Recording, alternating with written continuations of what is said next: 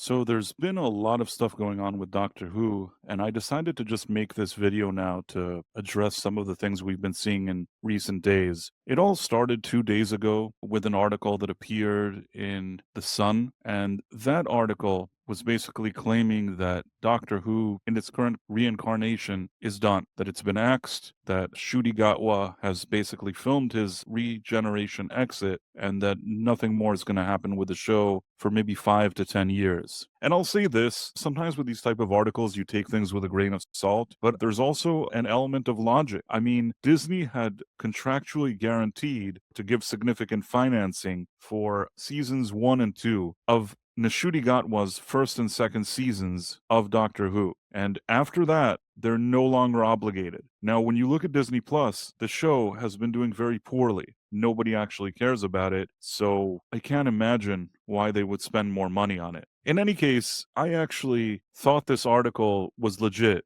based on everything I knew. Of course, some people have been popping up and saying, no, it's not true. And then the BBC themselves, they actually said no decision has been made on Doctor Who. Doctor Who still has the second season of Ncuti Gatwa to air, and only after we can decide the future of Doctor Who. But to me, it's pretty obvious. I know there's a lot of people that love hearing these type of statements and embracing them, but the truth is, they are now obligated to say that the show isn't canceled, because there's nothing worse than showing an entire season of television when people know that the show is next. You have to give the feeling like the show is going to continue, like that whatever they're watching actually matters. So from their perspective, of course they'll say, no, nothing has been decided. We got to see how these next batch of episodes do. But with such poor ratings, I don't think that season 2 is going to suddenly have this whole wave of new people watching it. And let's also be honest, I've seen at least half of that season with Gatwa, and then I stopped. And I thought it was horrible. It was awful. And just to be clear to all the smartasses, it's not because of the color of his skin. I don't also care what he does in his personal life. I just think that the Doctor needs to behave in character with the Doctor. And the fact that you cast a person who in real life has certain personal preferences in his own life, that doesn't mean that the Doctor now has to become that. That is a stupid way of thinking.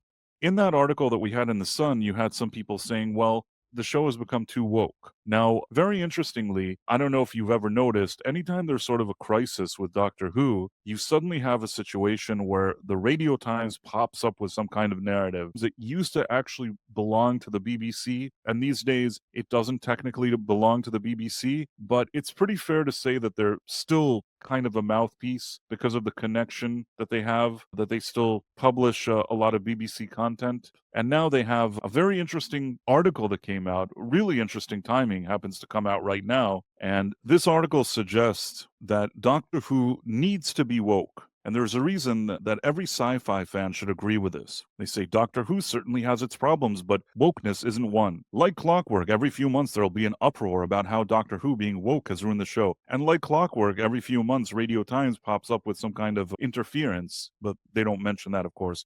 This time it's been claimed that the long-running sci-fi helmed by Russell T Davies has been shelved, in part due to dwindling ratings resulting from fan fury over unspecified woke storylines. The BBC has described this report as incorrect, stating Doctor Who has not been shelved. As I explained, everybody now has a certain position, but the BBC, all they said is that they have to air these new episodes and then decisions will be made, which is a very, very diplomatic answer, especially if there's people from the cast and crew that are claiming that they've been told certain things behind the scenes at the end that they filmed Ncuti Gatwa regeneration scene. The thing is, the argument that wokeness has ruined Doctor Who is not only predictable, boring, and lazy, it's also nonsensical. Is it? Is it nonsensical? I mean, you have a picture in the article of the Doctor, engaging in kiss with another dude. Does this look nonsensical to you? If this doesn't seem woke to you, I really don't know what seems woke to you. Okay, first off, we need a definition here to be clear on what we're talking about. The idea of being woke has evolved in recent years and now has a particularly negative connotation, often used to refer to people viewed as oversensitive about political and social issues. But at its base level, being woke refers to the idea of being aware of and attentive to important issues, especially social and justice. Okay, I'll give them one thing. The word woke initially did start as something to point out maybe a certain social injustice, and for that reason, for a very long while, style, I would use the term sparingly.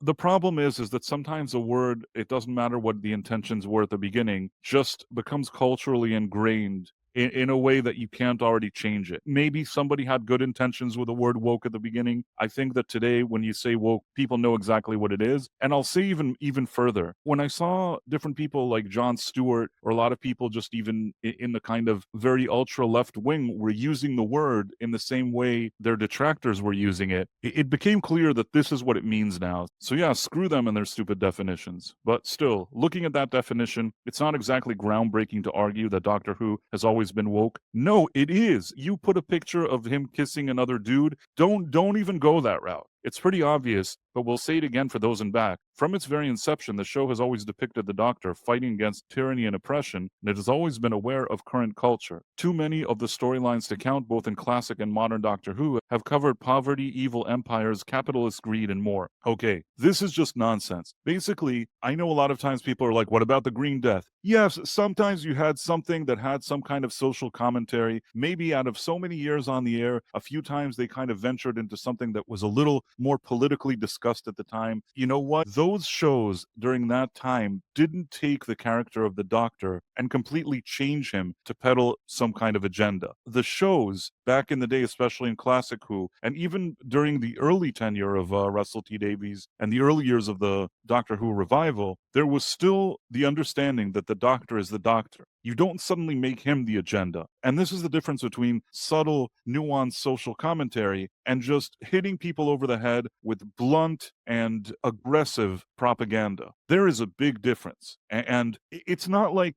Doctor Who came back now with David Tennant for specials and then with Ncuti Gatwa. Let's say there was one episode people would say like, oh, you know what, this is a controversial episode. It kind of got political. Every single episode. And it also got that way during the Jodie Whittaker era, which was ill-advised to begin with. And then even in the late Capaldi days, they started shoving that in there. They really, really wanted to shove these messages in there. They do not have the right to start talking about Classic Who and it being political. It's the same type of thing that people tell me about Star Wars or Star Trek. And people that say that are usually people that either have never watched those original classic versions of those properties. Usually it's people that are activists that probably don't even watch the new show. That's how all these companies are losing money, is that the activists that they're trying to cater to don't actually watch this. It has always been progressive and inclusive for its time, lest we forget the show was initially made by a woman ahead of her time, initially directed by a gay man. Fine, but that didn't influence the show itself. You didn't watch it and think, oh, there's women and this and that, and they're pushing all these agendas. You didn't think anything. You sat down, you watched the show, and the show was good. Back in those days, you know, you could be a woman or you could be a gay man or you could be anything. And as long as what you were doing was good and people liked it, well, you succeeded. So basically, what this article is saying is that when this show started in the early 60s, that's when it actually was the most progressive because people were actually doing good things and nobody was sitting around and talking about it with a bunch of nonsense articles all day. In fact, the criticism angled against Doctor Who has often shown why we need its inclusivity and representation so much. The sexism we saw when Jodie Whittaker was cast as the Doctor shows exactly why we needed a female Doctor. No, it doesn't. He was never a female. It wasn't even a good decision. You brought an actress who was not well cast in the role, and you brought a showrunner who didn't even understand what he was doing. It was the perfect storm of crap,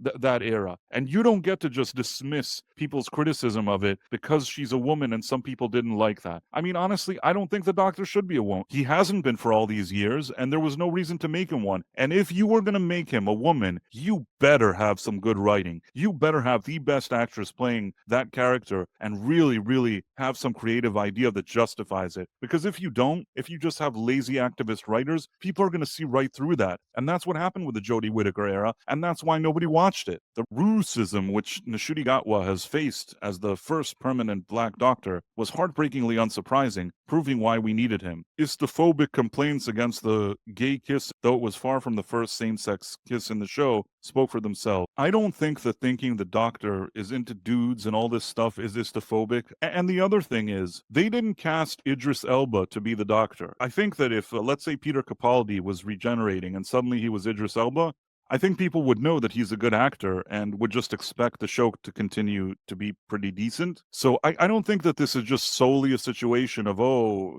they changed the color of his skin. It's really more the fact that they suddenly made it so he loves dudes that I think people were kind of baffled by, especially since it hasn't been that way in the history of the character and they just seemingly changed it because of the actor that they cast. As our culture progresses or regresses, as might be the case, Doctor Who should and always will be a mirror of that. The series, as an enduring pillar in the sci fi genre, has always and will always be woke, so it can reflect our society back at us. Otherwise, what would be the point? This is just so stupid. Who wrote this? Who wrote this? Who's the person that wrote this stuff? Is there even an author? Louise Griffin? This is just a bunch of crap. I can't believe that somebody sat and wrote this article with a straight face, because there is such a big difference between using science fiction with allegories to tell kind of a more nuanced story and to sort of hint at things that are happening, to kind of let the audience decide for itself when it comes to social commentary. That's what good sci-fi does. First of all, the storytelling is there and you're on an adventure, but then you can decide for yourself, or maybe there's certain allegories made that you can think about a topic for yourself. That's what good science fiction does. This is not what's happening here on Doctor Who. And the fact that this article would even suggest all of this is just pure gaslighting. Sci-fi, after all, has a responsibility to hold a mirror up to society, to comment on it, and to help us see things from a different viewpoint. Yeah, but not to shove it down our throat. The magic of sci-fi is being able to escape our lives for a little bit and be immersed in another world, another time, or another civilization. Exactly. It should be escapism. You dumb. I don't want to use a bad word here, but Louise Griffin, I think that you are very, very stupid, or you're just a professional gaslighter and you're just talking a bunch of crap. That's my opinion, of course. And in doing that, we can take a look back at our own world and our own society and culture in a new light. Yes, through allegories, not that you literally shove things in there in the way that you do. There is such a big difference between hijacking a show and turning it into a political platform for divisive propaganda, and between having sci-fi that's full of adventure and escapism, yet it also has a few allegories that are nuanced and kind of lead you to think about stuff. Those are very different things. And yes, that does mean your favorite sci-fi novel, TV show, film, or franchise is woke too. All of them cover topics from colonialism to war to gender and LG plus issues, to capitalism and corporate greed, to technology and AI. And by definition, all of them have to have an awareness for wokeness, if you will, of our culture to be able to shine a light on humanity and on our society. It quite literally comes with a territory. No, it doesn't. You're just a liar. You're a lying, gaslighting, annoying. I'm going to keep it clean. I'm going to keep it clean. There's a few words popping into my mind, but I'm going to keep them to myself. How about iconic sci-fi novels like Dune, Left Hand of Darkness, and Brave New World? Woke. Modern classic novels like Ender's Game, Lilith's Brood, and Leviathan Wakes, iconic sci-fi TV and film franchises like Star Trek and Star Wars. Let me make this very simple. If you are not telling a good story, if you are not taking people and sort of bringing them into a different world, a different kind of universe, if you're not providing that kind of escapism, you can't do all of the type of messaging. The type of people that we have today running these properties and making these shows, they're not good enough storytellers to pull this off. They're not doing anything in a subtle way. And this is really the issue. And the fact that Louise Griffin here is continuing to spin this for Radio Times, which is basically a mouthpiece for the BBC, it says a whole lot about their delusional, stupid, and annoying behavior. But we don't hear other sci-fi franchises being criticized for being woke quite as much as we hear about Doctor Who. No, you do hear it. That just means that you're not listening, Louise. And for why that is, a few reasons come to mind, but the most prominent one is that it's an easy and lazy excuse to jump to about an incredibly heavily scrutinized show. Wokeness is an easy excuse for the times that Doctor Who is sloppily written, for when the ratings show a small drop, for when there are rumors about the Disney partnership coming to an end, and more. Okay, if the show is poorly written and the ratings are very bad, that's not a small drop, they're very bad, and Disney apparently doesn't want to fund it anymore, that means, and I don't know how to explain it to you, the shit has hit the fan, okay? This isn't some stupid thing that somebody's imagining. This show has gone off a cliff and nobody wants to watch it. And this article is just a bunch of crap. But when Doctor Who is sloppily written and when the ratings show a small drop, It certainly won't be because Gatwa wore a skirt in one scene, or because the doctor kissed a man, or because there was a Transformer character in the show. No, those things actually matter. Those are things that are very, very woke and aggressive, and people don't want them. The Transformer person was a child. It was a minor character. That is a divisive thing to put into a show that aims for family viewing. The doctor, interested in dudes, is not something that was aligned with his character until now. So suddenly making that way is super pandering, and it's not staying true to the lore and to the character and to the fan base of this thing. And those things matter too, because you need people to actually watch this show, and you need them to spend money on the franchise, and you won't get them to do that if you hijack it and make it some weird propaganda piece. Because what's often condemned as Doctor Who's biggest failing is actually its biggest strength. No, it's not. Reflecting our culture back at us and being so progressive and inclusive is the reason the show has endured for so long. No, it hasn't. That's not the reason. The reason is that people like the character and the adventure. That's why. Nobody gives a shit about your stupid crap, because it's spoken to millions of people across the globe and given them a place to belong.